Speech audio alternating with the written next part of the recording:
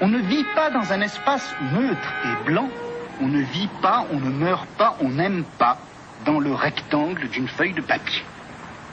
On vit, on meurt, on aime dans un espace quadrillé, découpé, bariolé, avec des zones claires et sombres, des différences de niveau, des marches d'escalier, des creux, des bosses, des régions dures et d'autres friables, pénétrables, poreuses.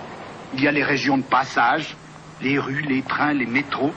Il y a les régions ouvertes de la halte transitoire, les cafés, les cinémas, les plages, les hôtels.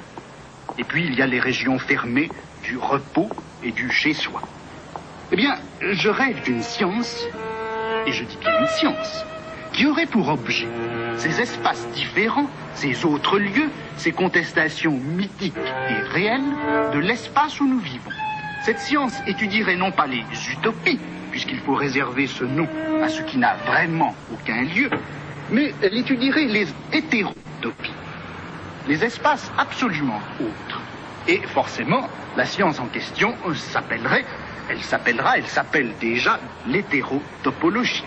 Les lieux que la société ménage dans ses marges, dans les plages vides qui l'entourent, ces lieux sont plutôt réservés aux individus dont le comportement est déviant par rapport à la moyenne ou à la norme exigée.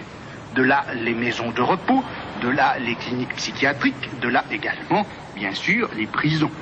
Il faudrait sans doute y joindre les maisons de retraite, puisque, après tout, l'oisiveté dans une société aussi affairée que la nôtre, l'oisiveté est comme une déviation d'ailleurs qui se trouve en l'occurrence être une déviation biologique quand elle est liée à la vieillesse, et c'est une déviation, ma foi, constante pour tous ceux du moins qui n'ont pas la discrétion de mourir d'un infarctus dans les 3 semaines qui suivent leur mise à la retraite. On pourrait peut-être se poser tout d'abord la première question, quand c'est que tout a commencé.